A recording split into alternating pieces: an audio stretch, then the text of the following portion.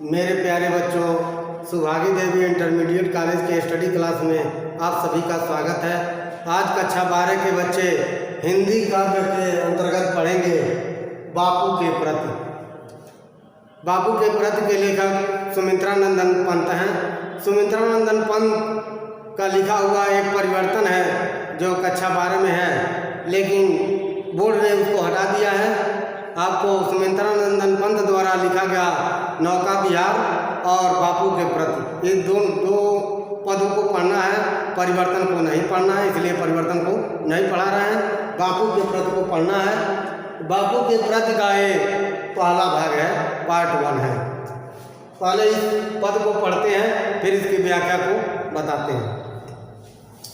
तुम मांसहीन तुम रक्तहीन, तुम मांसहीन तुम रक्तहीन, हे यक्ष से तुम हस्तहीन, तुम शुद्ध बुद्धि आत्मा केवल, हे चीर पुराण हे चीर नवीन। तुम पूर्ण इकाई जीवन की जिसमें असार बहुशून्य लीन, आधार अमर होगी जिस पर भागी संस्कृत समासीन। आगे देखें। सुमित्रा नंदन पंत बापू के प्रति अपने आभार प्रकट करते हुए इस कविता को लिखे हैं। बापू को इस कविता द्वारा श्रद्धांजलि व्यक्त कर रहे हैं और बापू के जो गुण, बापू जो है भारत के लिए जो अपने कर्तव्य किए, अर्थात जो त्याग की भावना किए या भारत को जो अपने को समर्पित कर दिए, उन्हीं का वर्णन इन कविताओं में मिलेगा। तो आइए आप लोग इसको देखें और इसकी व्याख्या को भी देखें। तुम मांसहीन तुम रक्तहीन, हे यक्ष से तुम हस्तहीन, तुम शुद्ध बुद्धि आत्मा केवल, हे चीर पुराण हे चीर नवीन।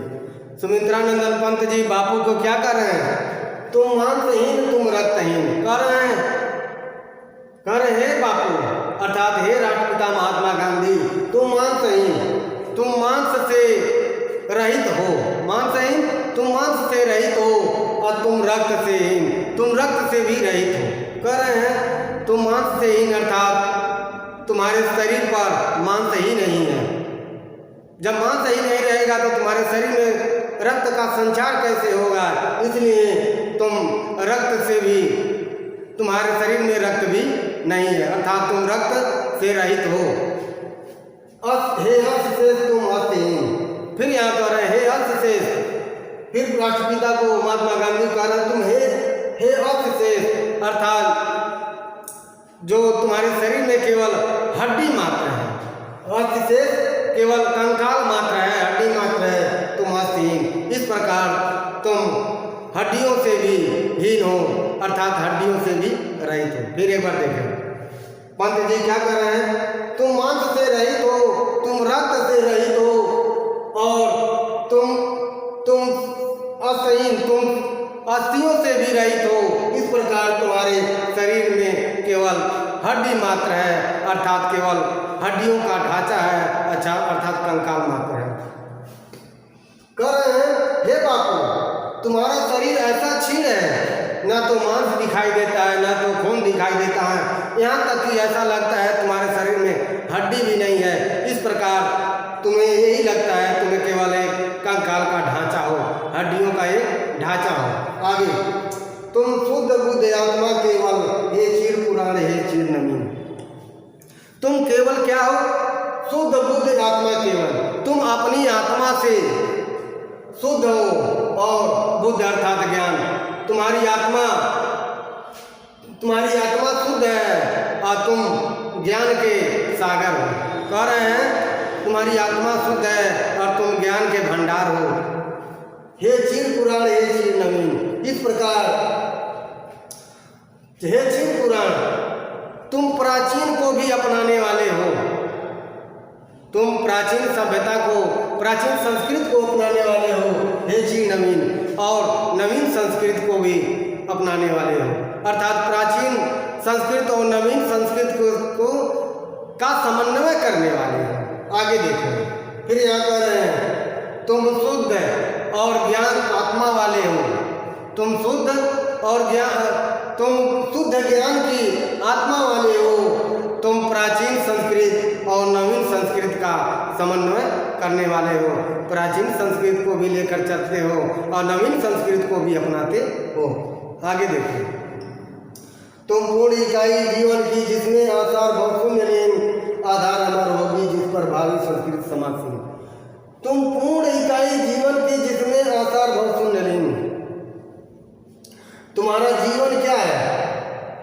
तुम्हारा जो जीवन था उसको तुमने सफल बनाया, पूर्ण किया। तुम अपने जीवन का जो एकमात्र कार्य था उस कार्य को तुमने पूर्ण किया। तुम पूर्ण इकाई जीवन की, अर्थात तुम्हारा पूरा ही जीवन समर्पित रहा, भारत के लिए समर्पित रहा, जिसमें आसार बहुशून्य लीन, जिसमें आसार बहुशून्य लीन, जिसमें बाहरी बनावट कुछ भी नहीं था, बहुशून्य लीन, अर्थात बाहरी दिखावा या कुछ अपने लिए करने का मान सम्मान कुछ भी नहीं था, इसलिए बहुशून्य लीन। इस प्रकार तुम्हारे अपने प्रति कोई भी, अपने प्रति तुमने कुछ भी नहीं किया। कहने का अर्थ है तुम्हारा जीवन जो मिला उसको तूने इस देश के लिए समर्पित कर दिया और अपने लिए तूने कुछ भी नहीं किया। आधार अमर होगी जिस पर भावी संस्कृत समासीन। और तुम्हारे जो कर्म, जो तुमने भारत के लिए कर्म किए, जो तूने भारत के लिए एक रास्ता दिखाए, आधार अमर होगी जिस पर, उसी रास्ते पर भावी संस्कृत, ये आने वाली संस्कृति है, आने वाले लोग हैं, ये समासीन, उसी पर आसीन होकर, यानी उसी को आधार मानकर आगे अपने कार्य को करेंगे। ये भावी संस्कृत उसी पर टिकी हुई है। आने वाली संस्कृत, आने वाले लोग तुम्हारे कर्तव्य के मार्गों पर चलकर आगे बढ़ेंगे। फिर एक बात देखिए, कह रहे हैं पंत जी कि तुम्हारा जीवन मात्र क्या था? तुम्हारा जीवन मात्र था त्याग, यानी तुम्हें अपने जीवन में केवल त्याग की भावना की। इस प्रकार तुम्हें अपने लिए, अपने स्वार्थ के लिए कुछ भी नहीं किया। इसलिए तुम्हारे जो तूने कार्य किया है और जो हम लोगों को अपने कार्य के प्रति जागृत किया है, उसी पर ये भावी संस्कृत आसीन होकर आगे बढ़ेगी। अर्थात जो तुम्हारे कर्म हैं, जो तुम्हारे द्वारा बताए गए मार्ग हैं, उसी मार्ग पर, यानी उसी को आधार मानकर ये आने वाली संस्कृत उसी आधार मानकर आगे बढ़ेगी। प्यारे बच्चों, एक और पद लिखते हैं और उसकी व्याख्या को बताते हैं।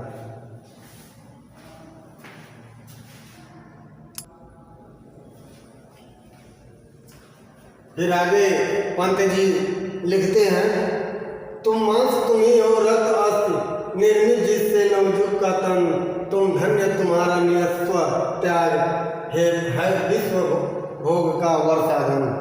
इस भस्म काम तन की रज से जग पूर्ण काम नवजग जीवन, बीनेगा सत्य अहिंसा के ताने बानों सा मानो, ताने बानों से मानो।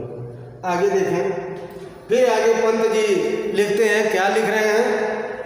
तुम मांस तुम ही हो, रक्त अस्थि निर्मित जिससे नवजुग का तन। क्या कर रहे हैं? यह निर्मित जिससे नवजुग का तन, यानी जिससे नए युग का, जब युग के शरीर का निर्माण हुआ है, जिससे नए युग के तन का तथा शरीर का निर्माण हुआ है या निर्मित हुआ है। क्या?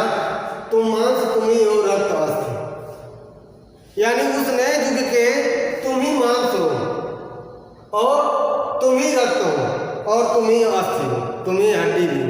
अर्थात ये नए युग का जो संरचना हुआ है, जो आज़ादी के युग की जो संरचना हुई है, भारत की आज़ादी के युग की जो संरचना हुई है, उस आज़ादी रूपी मानव के का तुम ही मांस हो, तुम ही रक्त हो और तुम ही हड्डी भी हो। अर्थात क्योंकि पहले पद में बताया गया, तुम मांसहीन, तुम रक्तहीन, तुम अस्थि शेष, तुम अस्थिहीन। अर्थात तुम्हारा मांस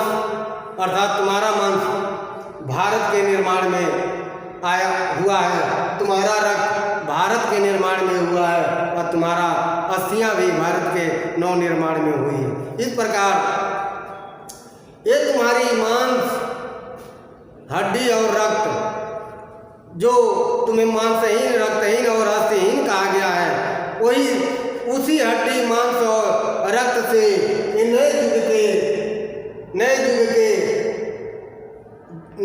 के मानव अर्थात नए युग के मानव के तन का निर्माण हुआ है। फिर एक बार देखो, तुम मांस तुम्ही और रक्त रक्त निर्मित जिससे नव युग का तन। ये नए युग का जो शरीर की रचना हुई है, नए युग जो आज़ादी के युग के मानव के शरीर की रचना हुई है, उसके तुम मांस भी तुम ही हो, उसके तुम रक्त भी तुम ही हो और उसके हड्डी भी तुम ही हो।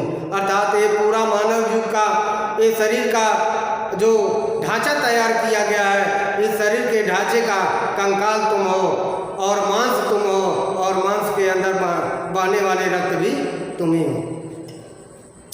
तुम धन्य तुम्हारा निस्व त्याग हे विश्व भोग का प्रसाधन। कह रहे फिर तुम धन्य हो, हे बापू तुम धन्य हो, तुम्हारा निस्वार्थ त्याग भी धन्य है। अपने स्वार्थ के लिए कोई किसी को नहीं त्यागे, बल्कि निस्वार्थ त्याग की भावना जो तुम्हारे में थी, इसलिए हे निस्वार्थ भाव वाले बापू जी तुम धन्य हो। है विश्व भोग का प्रसाधन, जो विश्व के भोग के लिए वरदान सिद्ध हुए हो। ये जो तुम्हारी निस्वार्थ त्याग की भावना थी, यह विश्व के भोग के लिए वरदान सिद्ध हुई, क्योंकि यह तुम्हारे त्याग की भावना से ही आज पूरा विश्व, ये पूरे विश्व की आधारशिला रखी गई है। पूरा विश्व तुम्हारे किए गए कर्मों पर ही चल रहा है, अर्थात उस तुम्हारे कर्म पर ही आगे बढ़ रहा है। फिर एक बार देख लो, फिर एक बार कह रहे हैं तुम्हारा ही मांस, तुम्हारा ही रक्त, तुम्हारे ही हड्डी इस नए युग के शरीर का निर्माण हुआ है। इसलिए हे बापू तुम धन्य हो और तुम्हारा निस्वार्थ भी धन्य है, क्योंकि पूरा विश्व तुम्हारे निस्वार्थ त्याग का भोग कर रहा है। निस्वार्थ त्याग की भावना पूरे विश्व के लिए वरदान सिद्ध हुई है, वरदान का काम कर रही है। आगे देखिए, इस भस्म काम तन की रज से जग पूर्ण काम नव जग जीवन बीनेगा सत्य अहिंसा के ताने बानों से मानव। फिर आगे क्या लिखते हैं, इस भस्म काम तन की रज से जग पूर्ण काम नव जग जीवन। तूने इस शरीर के भस्म रूपी कर्म से इस शरीर को जला जला कर तपा कर इसको राख बना दिया। तुमने इस शरीर को त्याग और तपस्या और बलिदान से कह सकते त्याग तपस्या और बलिदान से इस शरीर को क्या कर दिया, भस्म बना दिया और उसे भस्म के धूल से तन की रज और अपने शरीर के भस्म करके उसके कण से उसके धूल से जग पूर्ण काम नव जग जीवन इस संसार के पूर्ण कर्मों में लगा दिया। और इस प्रकार इस संसार को नई रूप दे दिया, अर्थात नवीन रूप देकर इस संसार के जीवन का उद्धार किया। फिर आगे नीचे देखा, बीनेगा सत्य अहिंसा के ताने बानों से मानव पर। इस प्रकार तुम्हारे सत्य और अहिंसा के ताने और बाने से, तुम्हारे सत्य और अहिंसा के धागों से, तुम्हारे सत्य और अहिंसा के धागे से ये क्या बना है, बनेगा मानवपन। ये नया जो मानव है वो निर्मित होगा, यह नया मानवपन निर्मित हुआ। फिर एक बार देखें, इस प्रकार तुम्हारे सत्य और अहिंसा के ताने बाने रूपी धागे से बिन करके ये आधुनिक मानव तैयार हुआ, आधुनिक मानव की संरचना निर्मित हुई। फिर एक बार देख लो, तुमने कह रहे हैं बापू, तुमने अपने शरीर को निस्वार्थ भावना के तपन में भस्म करके अपने शरीर के धूल को इस संसार के पूर्ण कर्मों में लगा करके इस संसार के नए जीवन को प्रदान किया और अपने सत्य और अहिंसा के ताने बाने रूपी धागे से बिन करके इस मानवपन को स्थापित किया, इस संसार में नए मानव को निर्मित किया, इस संसार में नए मानव अर्थात नए युग की स्थापना की। तो प्यारे बच्चों, सुमित्रानंदन पंत द्वारा ये बापू की प्रति का ये जो पद था, इसके पद की व्याख्या जो हमने आज इस वीडियो के माध्यम से आप लोगों को बताया हूँ, हम आशा यही करते हैं कि आप लोगों को यह व्याख्या समझ में आ गया होगा। अब अगले पद की व्याख्या अगले वीडियो में करेंगे। तब तक के लिए धन्यवाद।